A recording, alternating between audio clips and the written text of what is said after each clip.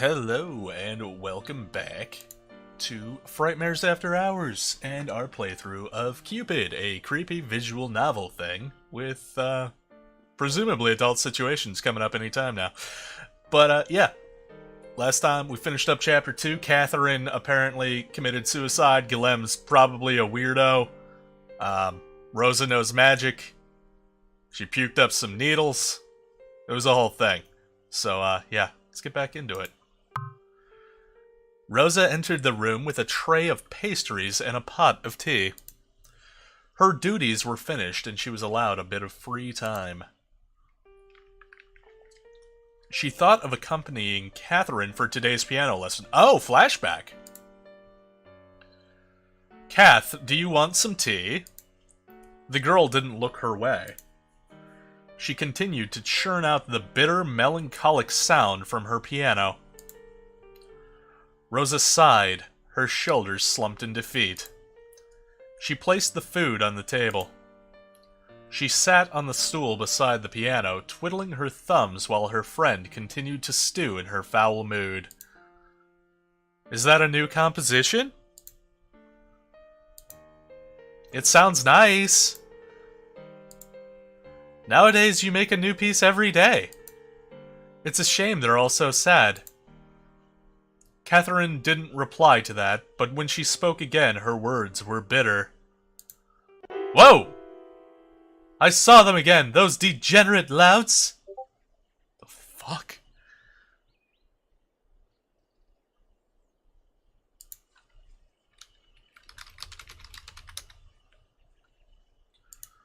No shame at all! Kath? Alright, consenting damn adults and all that. At least have the decency to close the door. What? Sometimes I dare say that they want to get caught. When I walked in on them this morning, eating each other's faces, they had this look on them. Like they were daring me to say something. Quoi? Do they want my applause? Very nice technique, sire. I very much like the way you swap your spit with my sister. Great tongue action. Très marveleux. And he even has the gall to speak to me? Be a dear and put them on the table, Catherine, he even said. Like I am a soft-headed giggle mug of a maid. He wanted me to get annoyed, I just know it. Well, fais cher, I am. Catherine turned to the tea and pastries, stuffing the buttered bread into her mouth. Easy there. These damn things. These damn delicious things. She said the last part angrily, as if she blamed her troubles on the food's relish. Rosa giggled in spite of herself.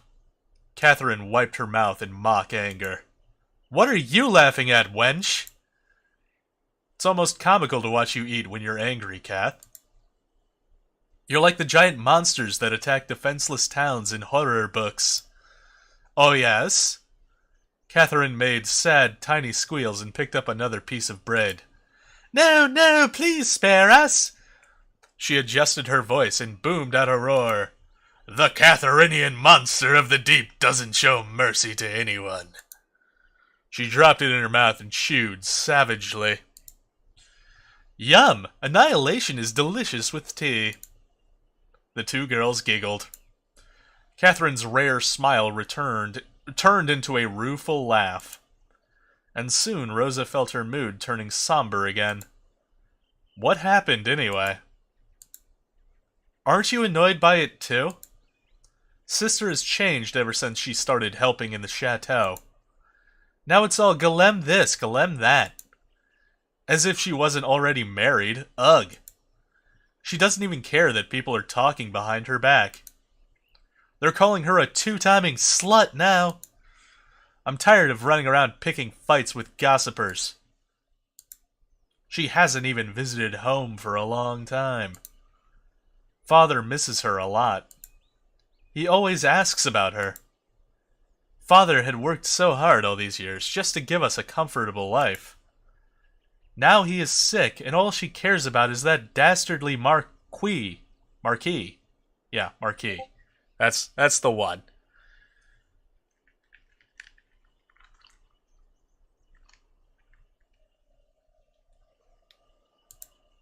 Rosa shrugged. I am a little bit annoyed, but I guess I've gotten used to it. Their lives are their own, Kath. She didn't dare divulge more than to Catherine, but it was partially true. I like Golem. He's a nice friend. But I love my sister. If they want to stay together, then why not fix this and have at it? But what irritates me to my damn snatch is the way they are with each other. My damn snatch. Okay. Catherine recently found the use of expletives endearing in her speech. Yeah.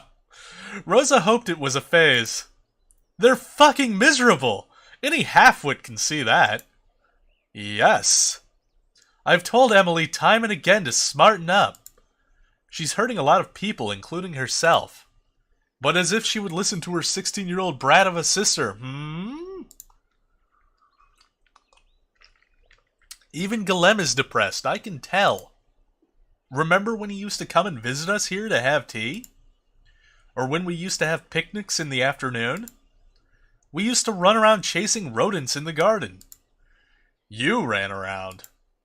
We just watched you get dirty, actually. That is very true, you nitheads. Back then, it used to be fun visiting the chateau. Nowadays, we barely even see him.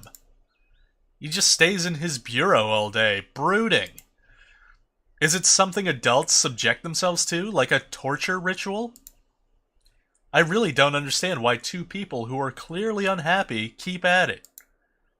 Rosa did understand. At least some part of her did. She couldn't exactly explain how pain and love worked. All she knew was that it had something to do with an absurd, obsessive amount of hope. She felt Mother tugging at her mind. She loved Mother so much, but Mother was a bitch. Living with the Parides gave her ample comparison to her former life. She had finally accepted that Mother was cruel. And yet Mother still gave her love and kept her from wanting. Was that crazy?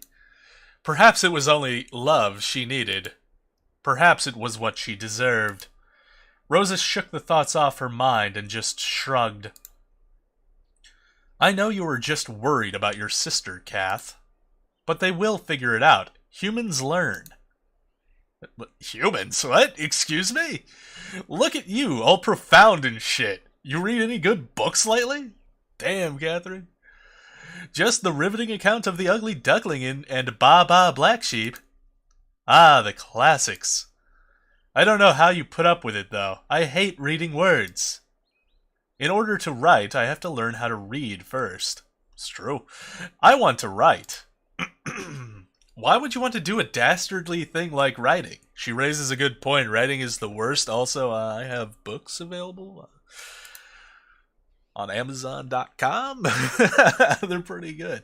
Anyway, why would you want to hit some crazy strings until your fingers bleed? Oh, reciprocal burn, bitch. The two friends laughed again. I want to remember things. I want to write them down. But most of all, I want to feel the way you do when you play the piano, Kath. Oh? The way you look when you play, you are passion and bliss in musical form. It feels like love, like magic.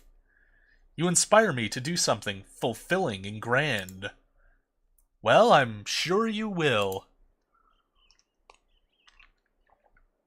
Hey, why not write a play one day? Oh! Let's do it. You write an amazing play, and I shall provide the music. We'll travel around the country and perform. We'll make lots and lots of money and gain lots of followers on Instagram. We shall be known as the Parade Caravan of Wonders. Parade? Are you sure? Puns are the best. Trust me. See, Catherine knows what it's all about. That sounds darn batty, Kathy. Ugh! From this day forward, nobody is allowed to call me Kathy ever again. The sound of a knock interrupted their giggles. "Catherine, it's me. I need to discuss something important with you."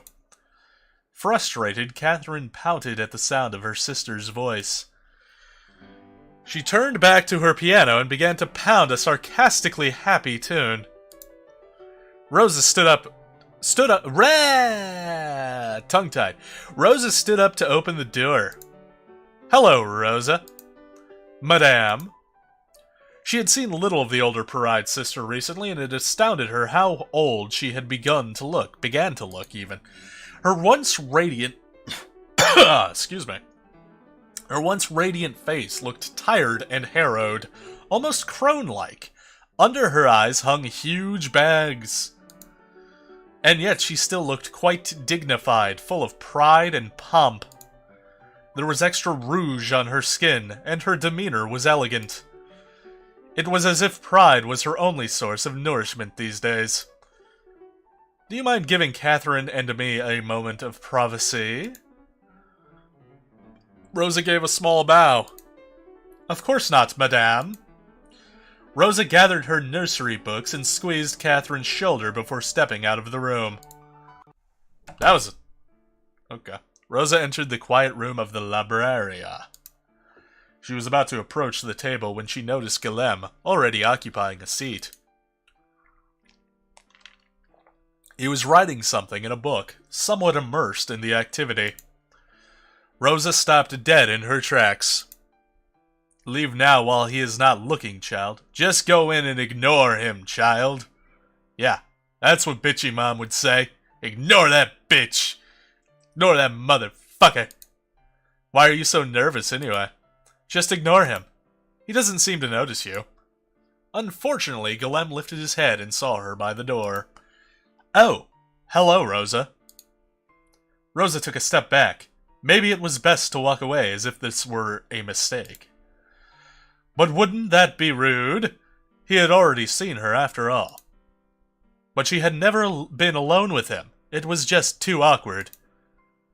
Well, why not just go in? It was going to be fine. They had conversed normally before. Yet, that was because Catherine had been around to disperse her awkwardness. "Now I look like an idiot!" Guillem watched her pace in front of the door in amusement. Rosa decided to go in. She had already embarrassed herself enough, anyway. There was little left to lose.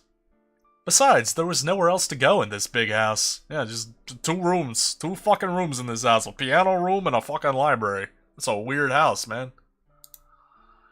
She had already gotten lost in its hallways, much to the annoyance of the maitre d'. The library was her favorite place. If she stayed quietly in one corner, Rosa was sure they wouldn't bother each other. If she took a seat at the farthest corner of the table and... she took a seat at the farthest corner of the table and opened her book. "Oh no, he's actually standing up and walking over? No, you horrible man, just sit over there while I sit over here. God, you idiot!" But Guillem was already beside her, peeking at what she was reading. A cold sweat spread on her scalp. "Rosa, that book." Rosa began to chatter nervously. "I know it's a children's book, sire. I'm teaching myself to read. I know most commoners don't really bother, but I want to learn. So please don't laugh or mock me." Guillem pointed to the book. "It is upside down." Rosa stared at it. The ducks in the picture had their feet up in the air. Rosa squirmed, feeling the heat on her cheeks. She couldn't think of anything more embarrassing. I'm sorry." Guillem's face lost its cheer. "What do you need my forgiveness for?" Rosa looked up at Guillem. His eyes lacked the gentle glint they usually had. It was such a subtle change, something felt rather than observed. She thought he would reprimand her further. His face certainly looked like it. Instead, he sat down beside Rosa, drumming his fingers on his cheek while he watched her wordlessly. "Well? Weren't you going to read? What was wrong with him today? He didn't seem like himself. Had he eaten something bad? The aura he exuded was not his usual friendly warmth. Yet it wasn't particularly wicked. The look on his face just read slightly and eternally miffed. Rosa turned the book upright and read the words out loud. Once you...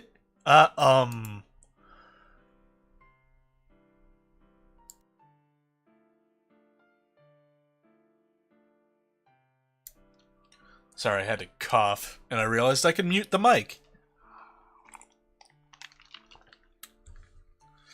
That is the U with the short sound. It is pronounced like this. Golem made the sound, his face still in his lazy stare. Rosa nodded and continued. Her nerves were frazzled, but she was actually at ease in his presence. She felt like a child being taught by their parent. The parent was strict, but still caring.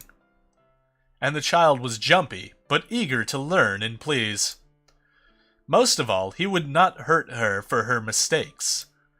Rosa was almost sure. Their lived, the past tense of a live. Why do we change it? It is a rule of grammar that... Grammar? Golem narrowed his eyes at her. Do you even know your alphabet? Rosa shook her head. You should start there. Golem rose from his chair and disappeared amongst the shelves. He left behind an old thick book covered in green felt. This was what he had been writing in earlier. It looked tattered and worn. The pages laid fat on its side so that the book didn't close properly. Rosa reached out to peek at the cover when... You were not to touch that! Rosa's whole body froze at the sound of Golem's warning. Golem's stare followed her even as she whispered numerous apologies under her breath. I'm sorry. Golem just rolled his eyes. You are always seeking forgiveness for everything. Am I? I'm sorry. Oh God! His hand struck the table in front of Rosa. In the quiet library, the sound rang uncomfortably in her ear. Yeah. When she looked up, Golem's face was looming severely above hers. He moved closer to her, his eyes fixed on her intensely. Rosa's mouth hung open. She struggled to say something, but her wits were like the burning ends of a matchstick. Before she could compose herself, she felt Golem's hand lift her chin. Rosa's heart thumped loudly in her chest. Please don't! Not you, too! She felt his breath on her face, and her heart sank into despair. Mother's voice resounded in her head. In the end, they are all the same. He is like everyone else. There are no more good people left in this world, child. She shut her eye and prepared herself for the worst, like she always did when... Then she felt her face being turned from side to side. She opened her eyes to see Golem studying her face like a textbook. You are a fairly attractive girl. Why do you carry yourself as if it is a slight? He lifted the hair that hid her damaged eye. Rosa clenched her teeth. Is it because you were hurt before? He said it so matter-of-factly, like he was stating that the sky was blue. Rosa recoiled from his touch. No, I did that to myself. I wasn't talking about your eye. He placed a book on the table. It was a thin pamphlet filled with letters. There were lines on the book that instructed the user to trace letters with their quill. Rosa wanted to focus on it, but she could feel the truth in the Marquis's words stinging her. It was the way you went limp when I touched you. Next time, I advise you to fight back. If you don't want to be touched, then you don't have to be. Do you understand this? But I am weak. Says who? His eyes were humorless. The world cares not for people who think of themselves as victims, Rosa. If you need power, then be powerful. To have it, it is necessary to crush things along the way. Rosa flinched under the weight of his stare. She realized that the polite and courteous Golem was but a facet. It was still him, but it was nothing but an oil portrait, an artwork of his devising. Synthetic, aloof, and irrelevant, it couldn't capture his essence in a few human strokes. Suddenly, Rosa realized he was powerful. "Who are you?" she caught herself before saying it aloud. "You are not Golem." And yet, he spoke to her as if he knew what it was like to hurt and to fear. If you don't start acting like you own yourself, then people will not hesitate to take everything. He laid out the rest of the books he had brought out. One was an activity book for children. It had a picture of a child holding an apple with an arrow stuck in it. Another was a book of limericks. The other two were thicker books that intimidated her. She would come to know them as Hamlet and Paradise Lost. But the one that caught her eye was an ornately designed book. It had a beautiful red jacket with delicate gold trimmings lining the corners. The gods and goddesses of Roman mythology. This would be her favorite book, her treasure, and she knew it like love at first sight. "These books are yours. Take them with you. Read the thin ones first, and then gradually build your vocabulary with the thicker ones." Rosa ran her hands over the skin of the red book. She opened the cover gingerly, as if carefully unwrapping a present. "Thank you." "No thanks needed. I simply showed you some books from a portion of the library you were unaware of." "You are still so generous, even if you are like this." "Like what?" "That." "What?" Somewhat irritable?" Golem didn't reply, leaving an awkward silence lingering between them. Then he gave a giant laugh that made Rosa jump out of her skin. "I do look damn irritable, don't I?" "Why? Is it because of Emily?" Golem's eyes drifted away. "No. I've always been. You just pointed it out. But you are not usually like this. Especially with Catherine and the townspeople. I find it easy to adapt to people, especially to the ones I like." Golem looked at Rosa as if he had just become aware of her presence. "Makes me wonder why I am so stern with you." "I'm sorry."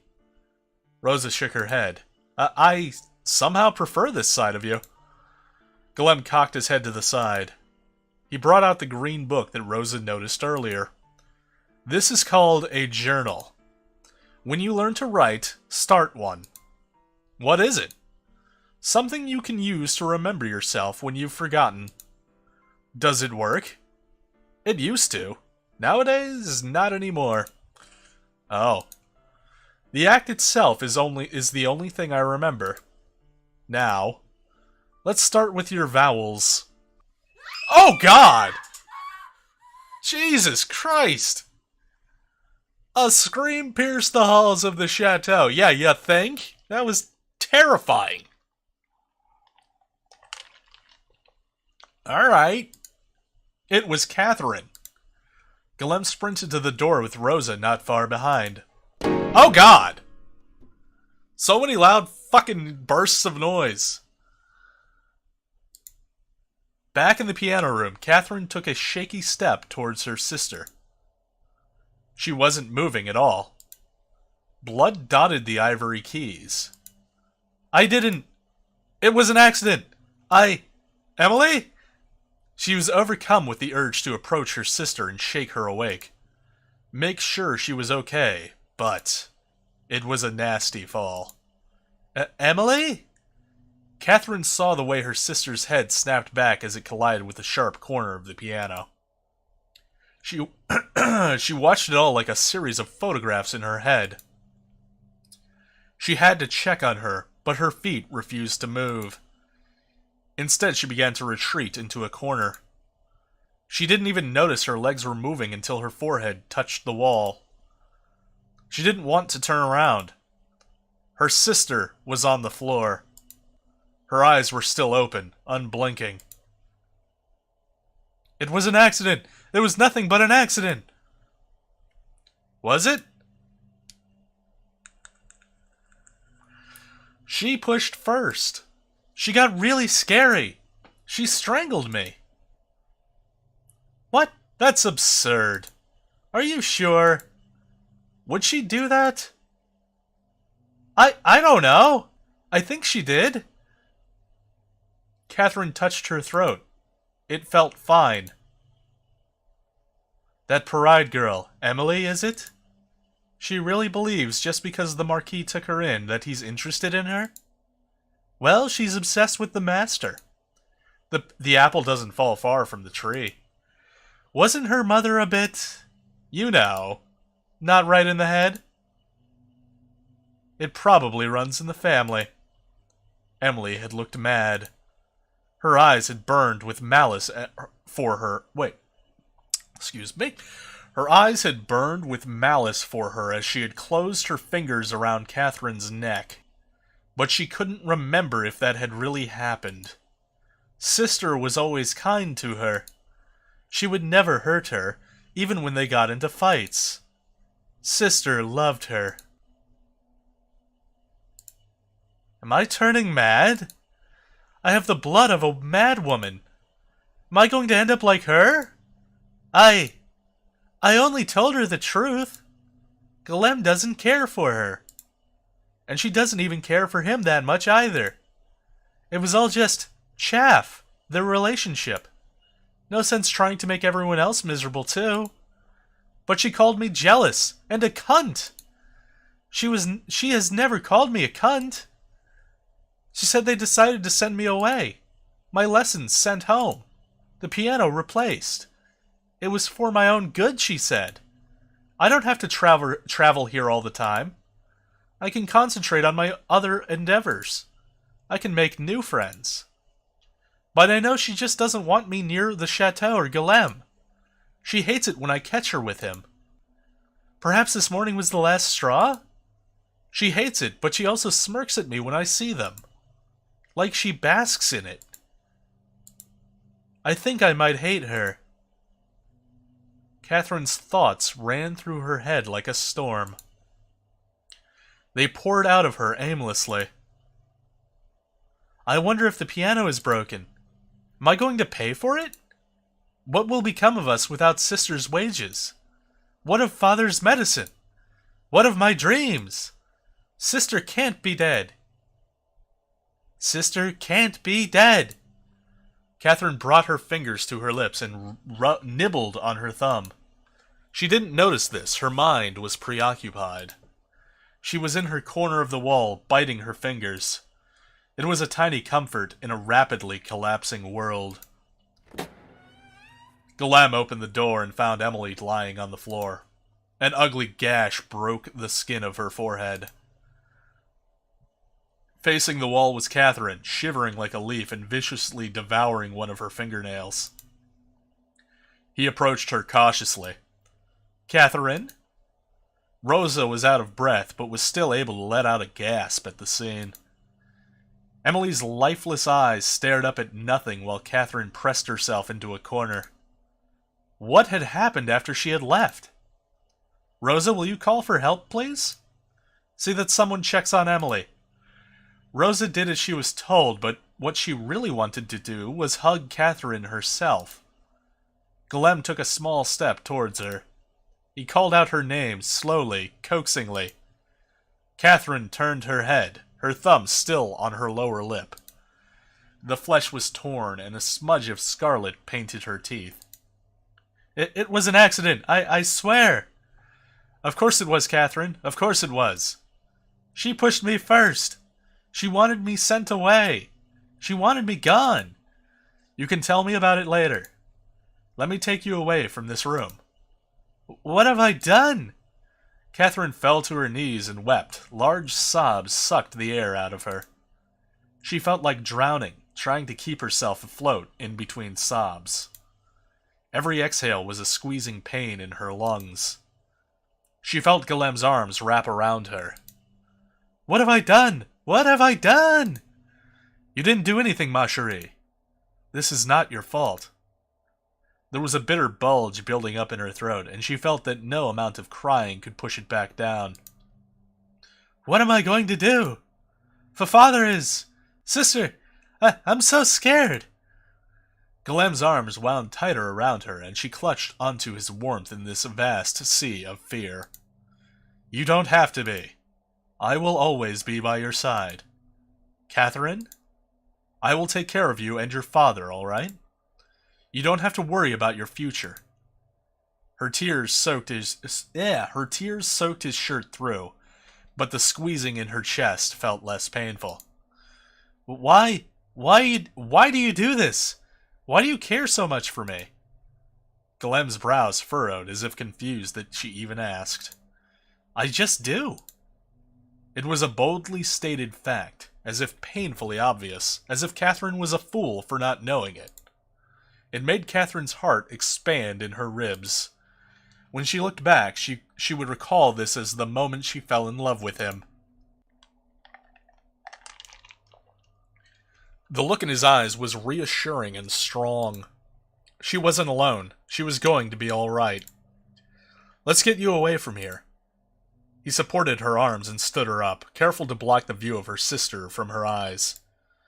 He led her to the door. Catherine hated how fast her relief came. She was still drenched in sorrow at her sister's death. Her father would not take well to the news, especially in his health.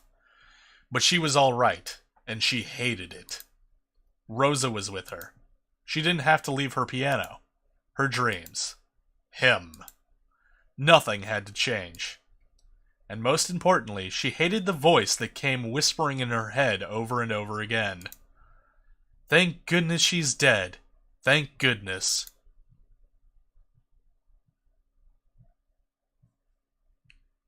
End of chapter 3, I believe. Oh no, it's not. The first candle is lit. This candle is storage. The love for familiars. The cleanest love. Rosa stared at the blue candle glowing in her hand as she chanted her spell. Trust is the veil that conceals and deceives. Trick his eyes and his heart with the warmth from this candle's flame. A bond of blood like kin will be forged. Weave this trust so his tongue will yield to what is sought.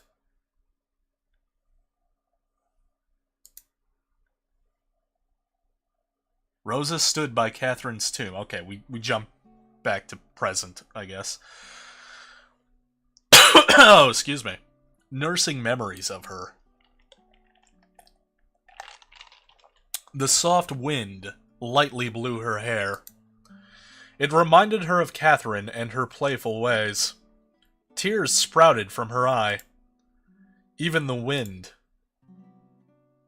Gotta be. We're playing bitchy mom, we gotta scold her. We gotta scold her. Instead of staring into space, why not do something useful? Find out about that marquee. Please, Mother. Not right now. How dare you talk back to me? Yeah. Well, aren't you an ungrateful little bitch? How dare you talk back to me like that? I'm sorry, Mother. I'm just upset. Even in her death, this Catherine still manages to offend me. Good riddance. Insensitive achievement unlocked. Yeah, that seems right. That seems like a fair assessment of what just went down. Rosa. Galem's soft voice came from behind. Rosa glanced at him in acknowledgement. He stood quietly beside her for a few moments, but ventured to speak. Have you thought about my offer?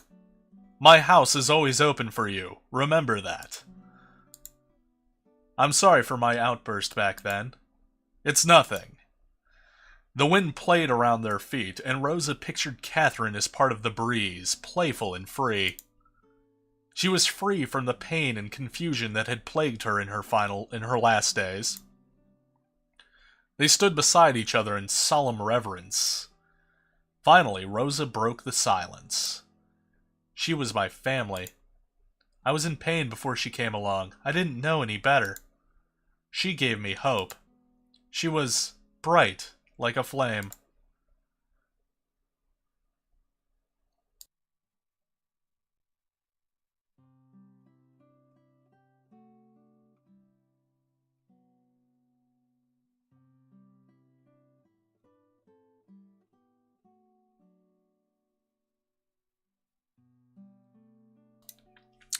Sorry.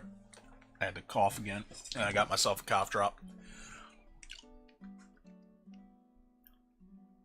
When I close my eyes, I can still see the imprint of her light in the darkness. I can feel her warmth. A star. They didn't speak again for some time.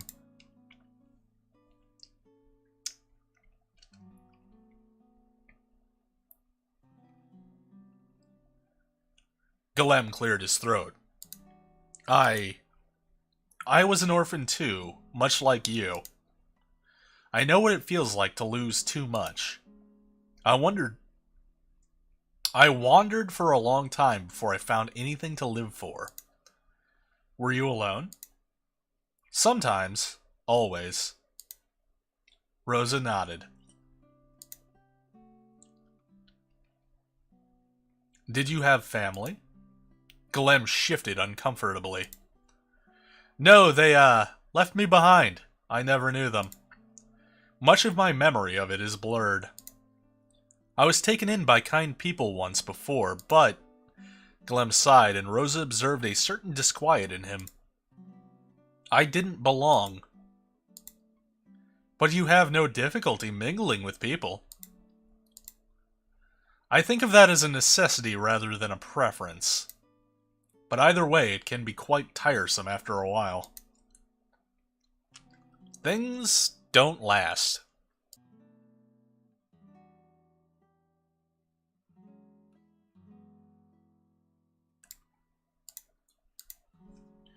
I don't know why I'm telling you this. I am making the mood worse. I'm sorry. I don't mind.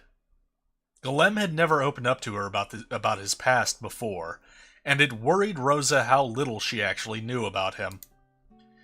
Anyway, would you like to go around town?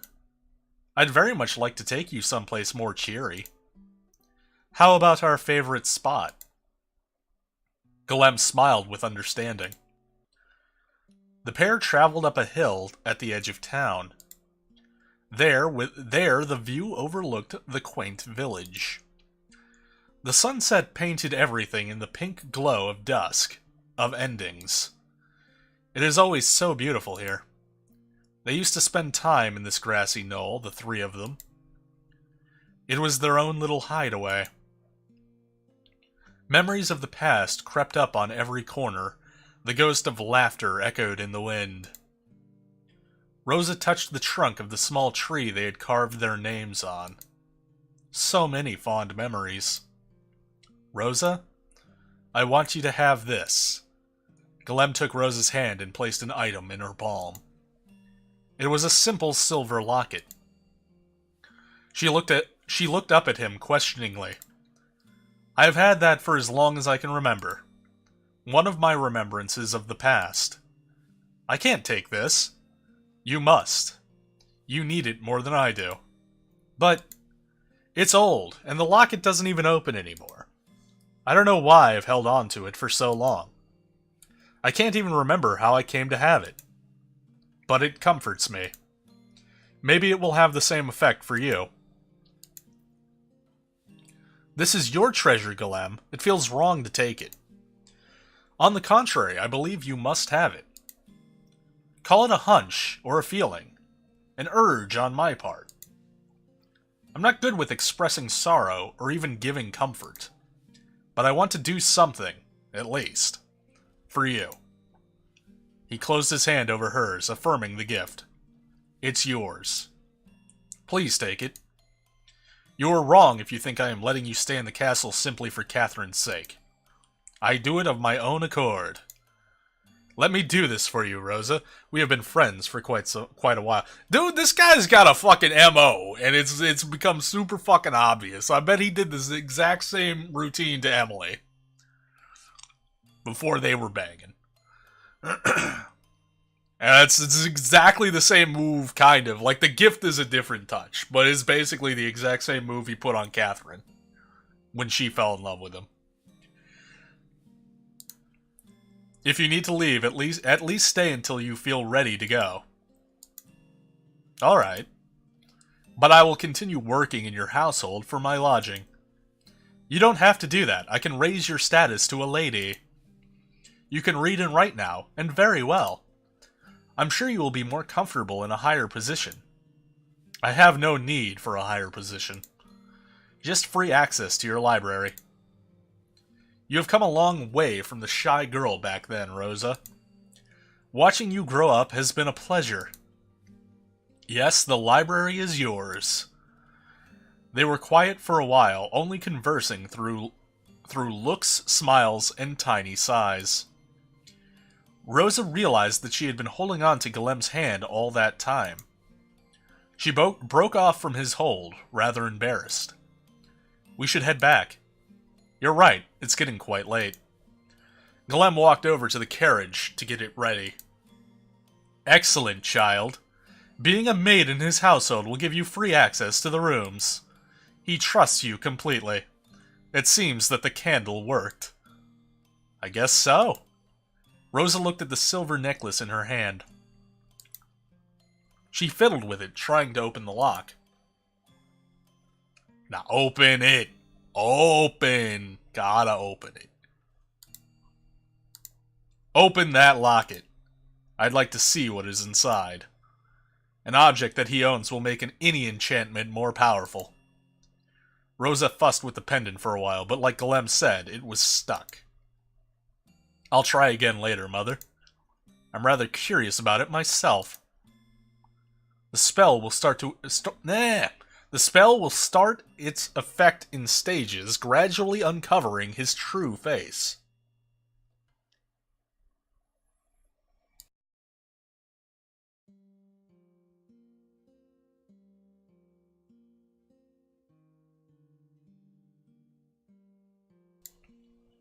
Sorry, I had to chew up the cough drop.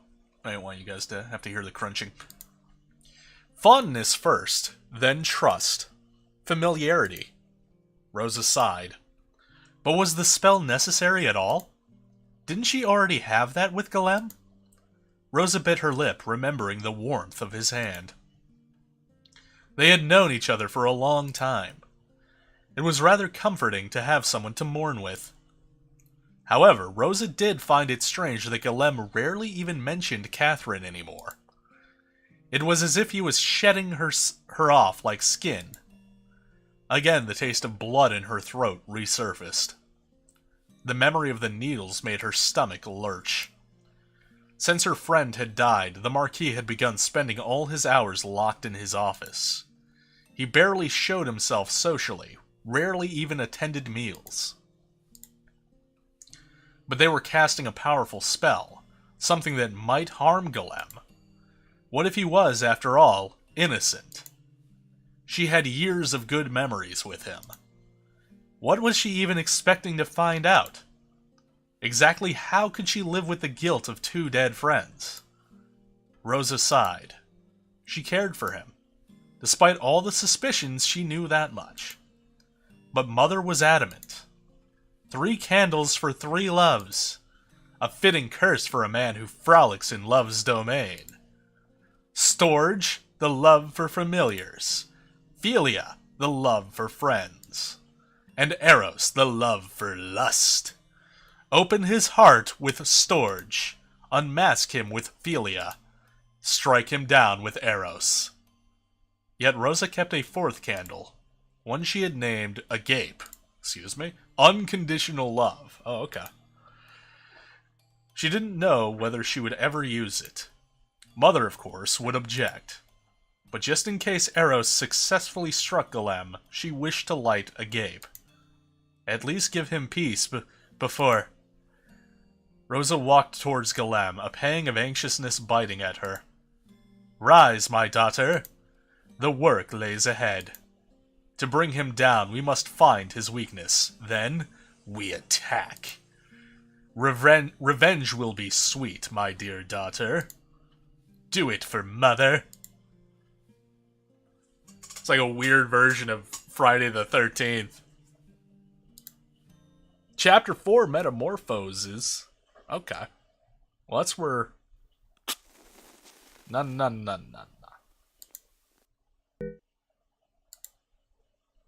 Let us save.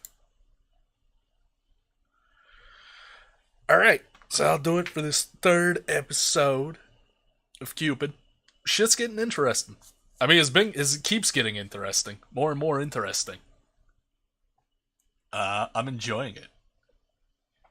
And even though, like, he's still not gotten, like, ooh, super lewd. I mean, we've now heard, you know, Candle of Eros is lust. I feel like that's where the lewdness is probably going to show up. But either way, like, I'm glad I'm doing this as a recording and not a stream. Just because it's straight up just reading. It's straight up just reading. And I feel like doing it live, one, might not be as interesting to people.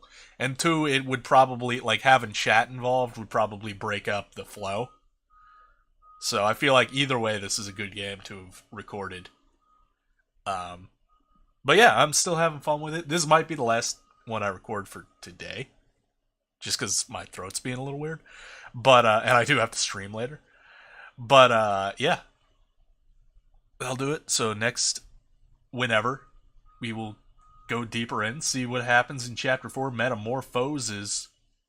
But, until then, thank you for watching. Follow me on... Well, if you're seeing this, you already follow me on Twitch. So I don't need to do that spiel. But anyway, yeah. Thank you for watching. Thank you for being a subscriber. And I will see everybody next time. Bye.